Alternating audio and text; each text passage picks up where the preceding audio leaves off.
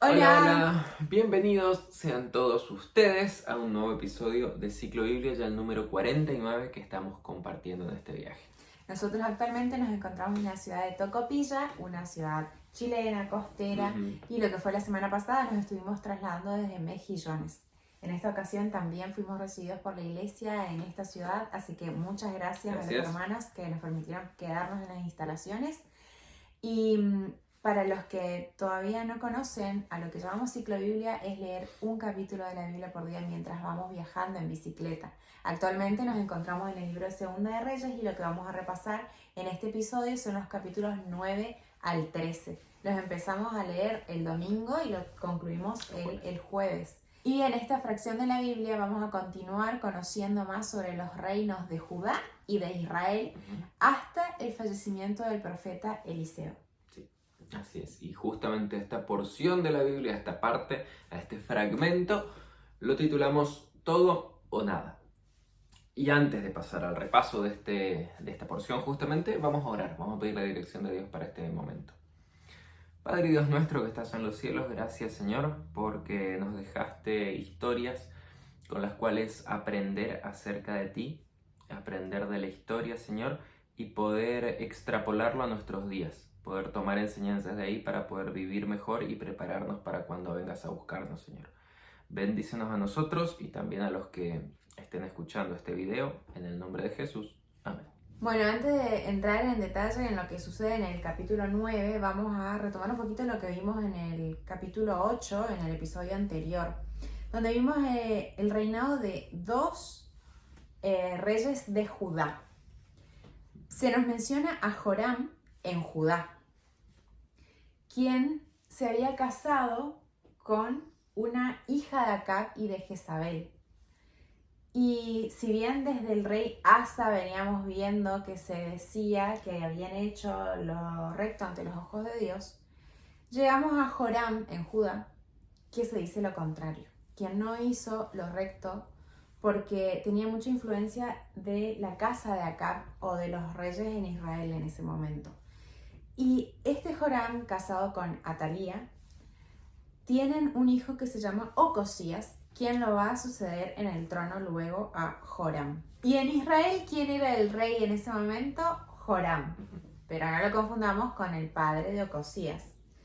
Este Joram en Israel era el hijo De Acab, quien había subido al trono al reemplazar a su hermano Ocosías, pero que no es el mismo Ocosías de Judá. Entonces, repasemos. Es bastante complejo porque se repiten los nombres de los reyes en los dos reinos.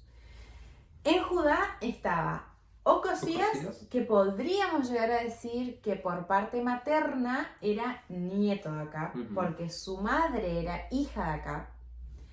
Y en Israel tenemos a Joram, que era hijo directo de Acab. Correcto. Entonces ahora sí entramos en lo sucedido en el capítulo 9. Bien, en el capítulo número 9, Eliseo instruye a un hijo de los profetas para que vaya a ungir a un nuevo rey de Israel. Entonces ahí se va hacia donde está Jehú. Jehú era un líder, un capitán del ejército, y le trae una profecía de parte de Dios, lo unge como rey y le dice que él se va a encargar de exterminar con la casa de Acab. Que de paso, en el libro anterior, cuando veíamos la historia de Elías, ya se mencionaba, ya Dios lo había dicho, que Jehú iba a ser rey de Israel. Correcto. Luego de haber hecho esto, el profeta sale corriendo, que también era parte de las instrucciones que le habían sido dadas, y Jehú vuelve a reunirse con los capitanes. Los capitanes quieren saber qué le había dicho el profeta, y él primero minimiza el mensaje, pero después le dice, me ungió como rey. En ese mismo instante, los capitanes como arrojan sus capas y le ofrecen su servicio básicamente, y Jehú le dice, dale, perfecto, si ustedes van a estar a mi servicio, no digan nada, cierren la boca, yo me voy a encargar de que esta profecía se empiece a cumplir. Así que va, se encuentra con Joram, lo mata a Joram, al rey de Israel, lo mata a Ocosías, que también era de la casa de Acab, como había contado Meli recién, era descendiente de Acab, lo mata también al rey de Judá, y luego... Además también porque estaba aliado con el rey. Claro. Y luego va y la mata a Jezabel, la esposa de Acab, que todavía estaba viva, que en gran parte era la artífice de todas las cosas malas que habían pasado en el reinado de Acab. En cuanto a la adoración de Baal. Sí, así que en ese mismo instante, bueno, en este mismo capítulo vemos la muerte de estas tres personas súper importantes: el rey de Israel, el rey de Judá y Jezabel, que todavía estaba viva. En el capítulo 10 vemos a Jehú escribiéndole cartas al reino de Israel, o sea, dirigida a los tutores y ancianos del reino de Israel, diciendo, bueno, algún descendiente de acá, de Joram, digamos, que tome el trono y que lo defienda. Están sin rey, es lo que corresponde, podríamos decir. Y los tutores y ancianos le contestan que no hay quien pueda hacerle frente. Si dos reyes no pudieron, mucho menos los descendientes. Esta forma de Jehú era estratégica. Estaba provocándoles miedo y por otra parte también midiendo su lealtad. Entonces, si ellos estaban dispuestos a defender la casa de Acab, iban a tener que nombrar un sucesor y ir a pelear contra él. Y si no, él iba a tener ya claro el panorama, iba a saber que él iba a poder continuar con su misión de eliminar la casa de Acab sin oposición. Sí, bueno, cuando nadie toma el puesto de rey, él pide las cabezas de todos los descendientes de Acab, los descendientes hombres, digamos. Así que, bueno, los matan a todos y le envían las cabezas. A continuación, narra el capítulo que también mata a los hermanos de Ocosías, que como habíamos dicho también eran descendientes de Acab, que estaban yendo a visitarlos, los encuentra y los mata. Les pregunta... Claro, era un grupo de Judá que venía viajando del reino de Judá para visitar al rey de Israel, quien estaba lastimado porque había recibido una herida en batalla. Por eso era que estos dos reyes estaban juntos en Israel, porque se habían aliado para pelear contra el rey de Siria. Y cuando van a visitar al rey es que Jehú los encuentra. Ellos inocentemente le dicen de dónde venían, quiénes eran y a dónde iban. Esto también nos deja claro lo rápido que fue Jehú en ejecutar a la casa de Acab, porque las noticias no habían llegado todavía a Judá y estos viajeros no sabían que ya sus reyes habían muerto. Exactamente, que ya había muerto el pariente rey de Israel y que ya había muerto su rey de Judá. Sí. Después se nos menciona a el personaje Jonadab, quien era un hombre muy influyente, pero que no pertenecía a estos reinos, simplemente él vivía en la zona de una manera separada, digamos, pero sí tenía mucha influencia. Y para Jehú era muy importante tener la aprobación y la compañía de este hombre, Jonadab, quien le dice que sí, que está de acuerdo con él.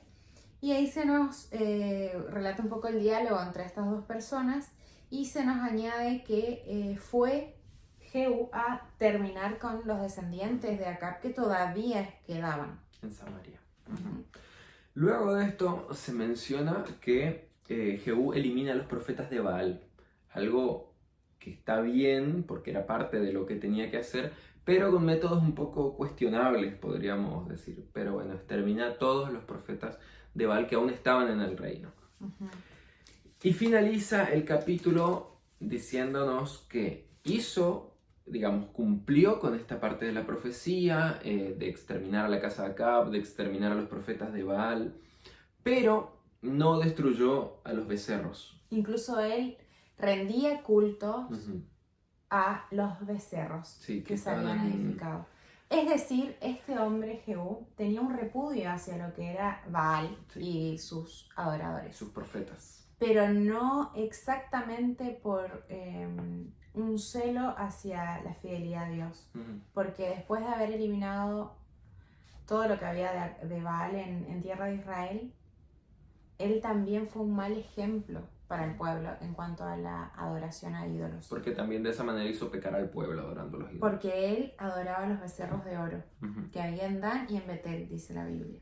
Entonces Dios se dirige a Jehú y le reconoce a Jehú que él hizo lo recto ante los ojos de Dios al cumplir la profecía, al eliminar a la casa de Acab y la adoración a Baal y los templos, sacerdotes que había de Baal en tierra de Israel, pero le faltó el respeto a Dios porque él también fue idólatra. Ujú. Capaz no a Baal, pero sí a otras imágenes. Entonces su descendencia iba a durar hasta la 4ª generación y también iba a ser exterminada. Sí, fíjense como reconocimiento de Dios por la obra de Jehú le iba a preservar a la familia del reino por 4 generaciones. En el capítulo número 11 vemos a Atalía, la madre de Ocosías, el Ocosías de Judá, tomar el puesto, digamos, de reina, como usurpa el trono. No le correspondía, pero por eso justamente se usa la palabra de que usurpa el trono. Ella también tenía temor de ser eliminada porque ella también era de la casa de Acab. Si bien no era varón, porque generalmente se estimaba que eran los varones los que iban a aspirar el trono, o los que podrían llegar a vengar la muerte de los padres. Entonces, de todos modos, aunque ella no era varón, temió por su vida y actuó de manera apresurada cuando se entera de lo que estaba haciendo Jehú. Sí, y fue bastante cruel porque exterminó toda la familia de su hijo. Sí. O sea, podríamos decir que mató a sus propios nietos. Exactamente. Aunque debemos decir, exterminó a casi toda la familia. ¿Por qué? Porque un niñito llamado Joás había sido guardado, escondido y dado al cuidado de Joiada, un sacerdote.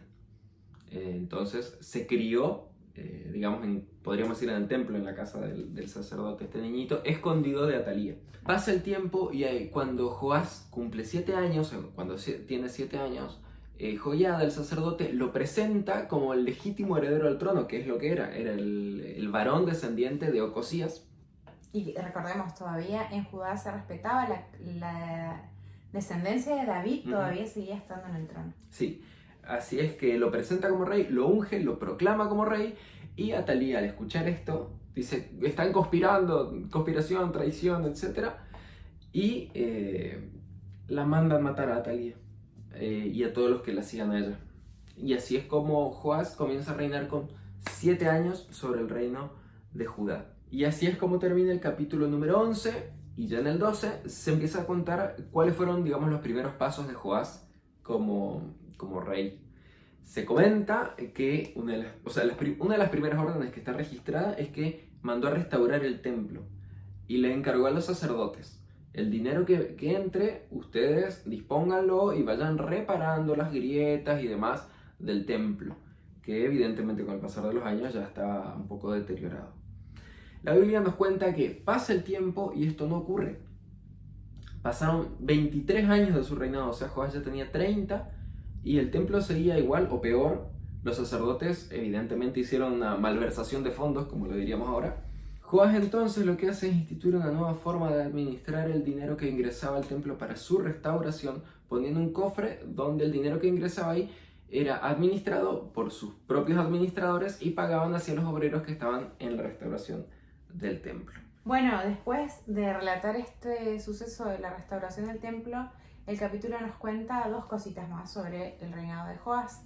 Una es que el rey Hazael de Siria, quien también había estado oprimiendo a Israel, empieza a oprimir a Judá. Y Joás muestra desconfianza del poder y la protección de Dios. Y actúa de manera cobarde, buscando comprar la paz. Es decir, toma todos los objetos de valor que se habían consagrado al templo, en el templo para Dios, y se los entrega a este rey. Y lo segundo que se nos cuenta es que sus propios oficiales lo terminan matando, hiriendo de muerte, y su sucesor pasa a ser su hijo Amasías. En el capítulo número 13 continúa la historia del reino de Israel y se nos cuenta que Joacás, el hijo de Jehú, comienza a reinar sobre Israel. Joacás hizo lo malo ante los ojos del Señor, nos dice el capítulo, pero algo muy interesante es que cuando estaba siendo oprimido, él imploró a Dios, clamó a Dios, lo buscó a Dios, y Dios, dice, lo escuchó porque vio la opresión de Israel, pues el rey sirio los oprimía. Y el Señor proveyó de un libertador para Israel. Eso es lo que se nos menciona acá. Que viene a ser otro rey, un rey de Asiria, sí. Quien al tener conflictos con Siria hace que la opresión hacia Israel disminuya. Sí. Luego de Joacás viene su hijo Joás. Así que al mismo tiempo hubieron dos reyes llamados Joás en estos dos reinos, en Judá y en Israel. Por un tiempo fueron contemporáneos. Y este rey se nos cuenta que también hizo lo malo ante los ojos del Señor. Es más, creo que todos los reyes de Israel se dice que hicieron lo malo ante los ojos de Jehová, lamentablemente. Pero este rey sí se ve que tenía un respeto hacia el profeta Eliseo, quien todavía estaba presente. Pero ya se encontraba bastante viejito y pronto a morir. Así que este rey Joás se presenta ante Eliseo y Eliseo le dice que tome un arco, que tome una flecha, que abra la ventana, que lance la flecha, y después le dice que esa flecha representa la flecha que va a vencer a los sirios. Después le da la orden de golpear el suelo con la flecha. Él golpea 3 veces el suelo. Eliseo lo reprende, se molesta, dice: si hubiese golpeado más veces lo hubiese derrotado al rey sirio, pero como solamente golpeaste 3 veces, los va a llegar a vencer solamente 3 veces. Esto nos deja una gran lección, que a veces nosotros tendemos a querer que Dios nos ayude, que Dios nos libere, pero somos un poco fiaquentos en la tarea, un poco flojos. Un poco flojos. Y no ponemos de nuestra parte nuestro esfuerzo, nuestra constancia, nuestra dedicación. Nuestra perseveración. Exacto. Perseverancia. Después fallece Eliseo, es enterrado. Y se nos cuenta que habían ladrones moabitas que solían invadir el país. Y en cierta ocasión un par de israelitas iban para enterrar a un hombre, pero al ver a los ladrones moabitas rondando, lo tiran al muerto y salen corriendo. Oh, casualidad, ¿dónde lo tiran? Cae arriba de la tumba de Eliseo. Y este hombre, muerto al caer arriba de la tumba de Eliseo, resucita, recobra la vida. Un milagro que sucede después de que Eliseo ya no estaba. Y esto también nos deja una enseñanza. O sea, Dios lo que buscaba con este milagro es darle un mensaje a Israel y decirles: aunque mi siervo Eliseo ya no está, murió, yo todavía puedo obrar milagros. Yo todavía estoy vivo, yo sigo vivo y yo sigo siendo quien protege y sostiene a este pueblo. Era un llamado de atención para Israel. Me imagino que la gente, cuando se entera de este milagro, habrá reconocido que Eliseo era un siervo de Dios, Un enviado de Dios. y que ese Dios todavía seguía obrando milagros y todavía podía obrar milagros por ellos. Era una forma entonces de poder atraer la atención del pueblo hacia Dios. Sí. Y termina entonces el capítulo con lo que Eliseo había profetizado a Joás, que iba a vencer 3 veces a los sirios. Sí. Y de esta manera concluimos los capítulos que estuvimos viendo, esta porción de la historia. Ahora bien, ¿cuál fue tu parte de esta porción que más te gustó? ¿Que más te llamó la atención? Bueno, la parte que me gustó fue en el último capítulo, el capítulo 13, a partir del versículo 22, cuando nos cuenta que Hazael, el rey de Siria, había oprimido a Israel, pero el Señor tuvo misericordia y compasión de ellos. Esto ya se menciona esta historia en el principio del capítulo 13, cuando hablábamos del rey Joacás que ora a Dios. Y después dice: y por causa de su pacto con Abraham, Isaac y Jacob, puso su atención en ellos y no quiso destruirlos ni arrojarlos de su presencia. Y eso me gustó. Porque yo muchas veces cuando leo esta historia, ¿no?, pienso la paciencia que tuvo Dios. Más que nada en el reino de Israel. Porque en el reino de Judá, donde todavía se seguía preservando la dinastía de David, a partir de Asa, se dice que en general hicieron todos los reyes lo recto ante los ojos de Dios, aunque sí había idolatría. Pero en el reino de Israel realmente la cosa era mucho peor, podríamos decir, porque nosotros lo catalogamos con niveles de peor, mejor o no peor.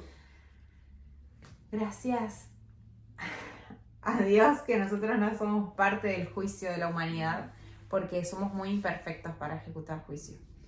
Pero Dios no. Dios tiene un equilibrio perfecto entre el amor y la justicia.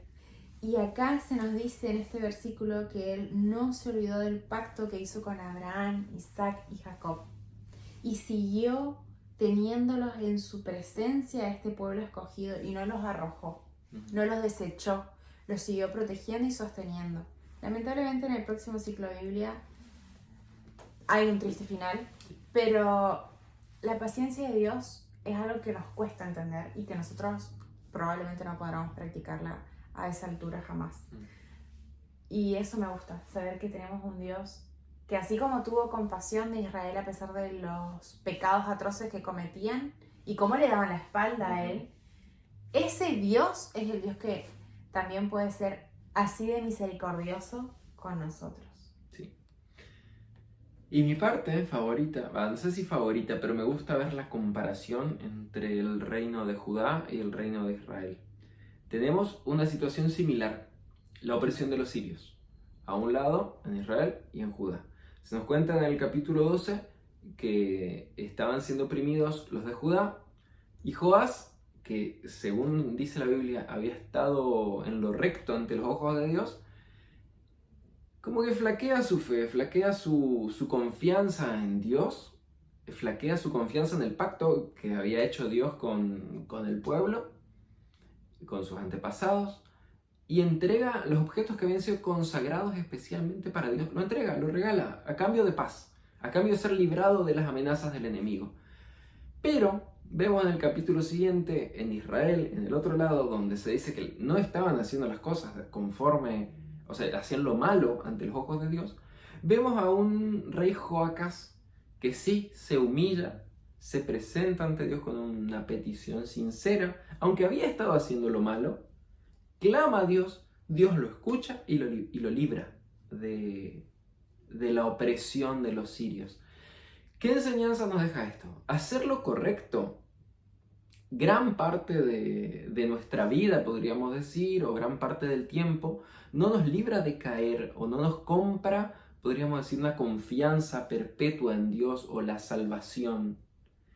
Y habernos portado mal, por decirlo así, o tener una mala reputación o lo que sea, no hace que Dios deje de escucharnos. Si nuestro corazón clama a Dios de una manera sincera, de una manera humilde, Dios nos va a escuchar. Dios siempre va a estar atento a sus hijos, no importa en qué parte de la vida estén, si en la parte más alta o en la parte más baja, Dios nos va a escuchar igual. Porque Dios no mira lo que hacemos o no hacemos. Uh-huh. Él no mide de esa manera. Él lo que hace es leer nuestros corazones, si son sinceros y si realmente se humillan y reconocen nuestro estado de inferioridad y necesidad de un Salvador. Sí, entonces al momento de clamar a Dios tenemos que estar conscientes de lo que decías recién.